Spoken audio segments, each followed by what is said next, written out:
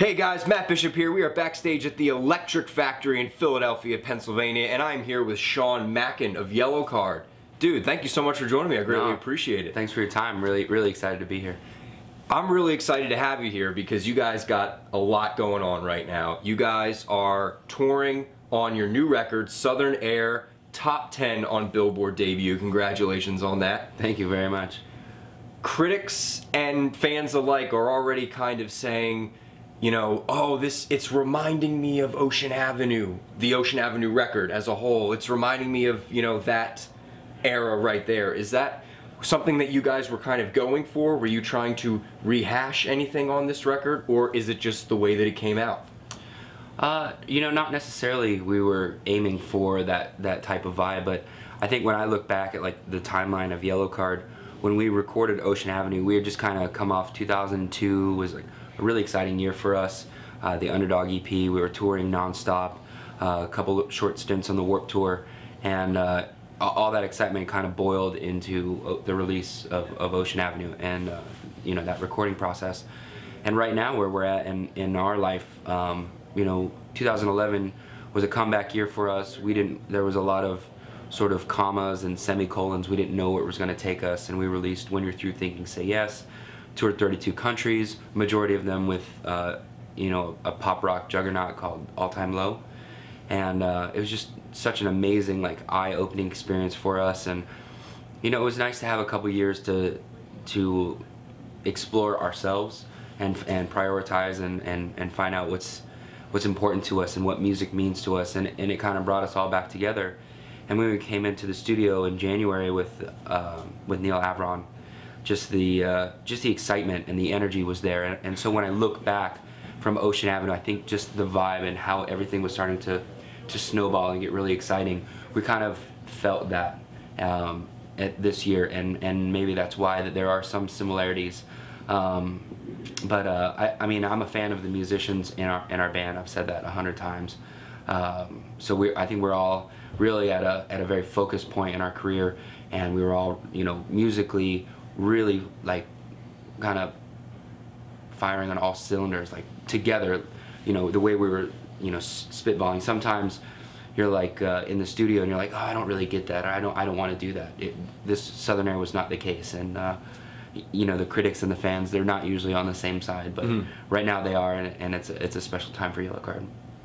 Is there a sense of refreshment with this album and tour? You mentioned you guys, you know, everybody took some time off. We each kind of went our own separate avenues. Is there like a coming back together collectively? We're good now. You know, let's get this rolling again. Yeah, I mean, there's definitely a focus in the Yellowcard camp that we maybe haven't had before. You know, we were touring as young adults and kind of without direction. You know, we started a band, we went to high school, and we had no idea that any of the MTV, the awards, the platinum record, like none of that was going to happen, and it all happened, and we were like, oh, what do we do? And so after it, you know, the sort of the downward spiral, you know, no one kind of, management or anyone at the time, was really difficult for them to reach out to us as a whole. And you know, we sacrificed a lot, 9 years of our lives just to be on the road. And I think that it was time for us to kind of like recognize that, you know, we needed a little personal time, you know, for reflection, for healing, and things like that. And you know, we all came to the same sort of understanding at a different time, and that's kind of, you know, how we reformed and wrote When You're Through Thinking Say Yes. And a lot of people don't understand that it is really difficult to be touring in a bus, you know, a fraction of the size of this room, and there's 9 dudes, and we're all just crawling all over each other. And some days it's survival of the fittest, and you just want to like swing and hit someone, and just because you just woke up on the wrong side of the bed. Yeah. So, you know, and so when we refocused and came back right now, you know, there definitely is an energy where, you know, if we're gonna do it, we're gonna do it 110%. You know, a lot of us have families that, you know, we don't want to be away from. And if we're going to be away from it, it has to be the best that it can be. And I think that's where we're at right now. And every night is a gift. Every show is an amazing experience for us. And we just want to continue that into 2013 and the future. You just said every show is a gift. that's ringing especially true for you right now at this point in your life. A while back, you were diagnosed with cancer. Yeah. And that's probably one of the things that you were focusing on when you guys were taking some time. And what was that initial reaction like? Not just, oh no, what's going to happen with the band and stuff, but you know, it's got to be, what's going to happen with me? Yeah. You know, initially there's a lot of fear. You know, I'm 33. I'm pretty young, and pretty young in my relationship. I've been married for just about over 3 years now, and I'm just like, this can't be happening. And then, you know, you realize, you know, how lucky I've been in my life, and the type of cancer I have. It's not particularly life-threatening, but it can spiral outward in you know, in other ways.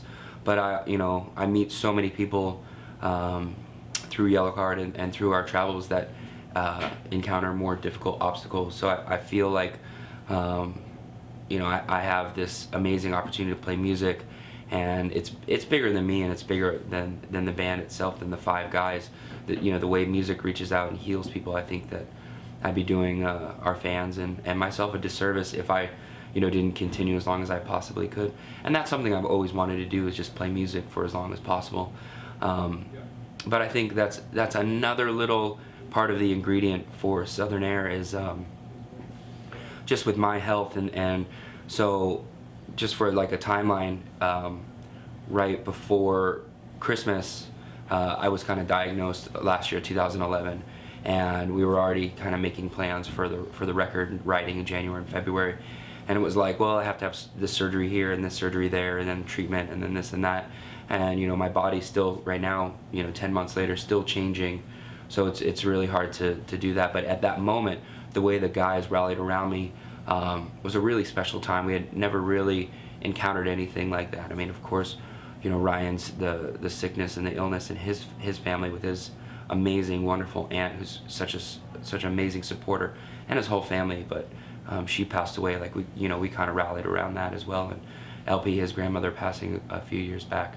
You know, but just to actually feel that firsthand, to be the guy that they were like rallying around was amazing. And I think that was another special ingredient for Southern Air. So, you know, right now we're on tour and everyone is being super supportive. You know, the other bands and fans and the guys in my band. So it's a learning process. It's you know, I'm very lucky.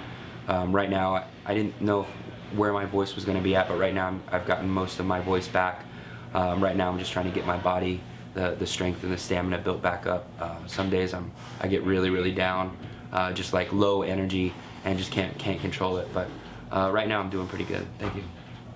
I read your statement that you released when you were diagnosed, and you basically said, I have cancer, and then you just went on a big list of all of the great things in your life. You know, I have a wonderful wife and family, and I get to play music and make records and work with this great band and play for thousands of fans. Yeah. And I thought that was so neat and inspirational, because you have the right to sit there and say, woe is me. Yeah. You do, but you did not. And I think that you set an amazing example for whoever's listening, fans, media, whomever, and it was inspirational as well.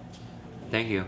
I mean, life is what you make of it, and I know a lot of my friends, you know, if anyone would sit here and tell you about me, I'm definitely not the woe is me guy. I'm the let's go out and whoop some ass guy. Let's, you know, throw football and play basketball until, you know, midnight or whatever. Like, I have this endless source of energy, and so this is one thing in my life that's like, you know, it's kind of like I could have the excuse, I could do that, and I just don't think that's acceptable. Well, moving forward, well, not really moving forward, right now, yeah. You guys are on a great tour with some killer bands. Amazing bands. How is this tour going so far? It's wonderful. You know, we did a short run with the Wonder Years and just a historical band for us called Saves the Day in Europe, and we were just like, man, we have got to tour with these guys again. Label mates and just outstanding young lads, just kind of the world is kind of like in their fingertips, like they're getting control. And you know, We Are the In Crowd, amazing people. We toured with them a handful of different times, but Tay really helped us out in a pinch. We had this song called Here I Am Alive and Ryan and Patrick kind of got together and put some ideas together. Patrick from Fall Out Boy. I don't mean to name drop. It's just that's the life. That's who was there. That's the life I lead. And she is just an amazing singer. And we were like, hey, we're gonna tour together. And you know, Patrick's got caught up in some label manager politics, music bullshit. And Tay was like, you know what, I'll help you out. And she's amazing. And she comes out and sings with us most nights, and she's amazing. So just to have like such an amazing group of people, but the music that they make is something a little bit different. I mean, all in the same sort of pop rock vein, a little bit more punk with the Wonder Years, and a little bit more pop with We Are the In Crowd, but just that same vein of a whole evening of music, something a little different to offer the fans.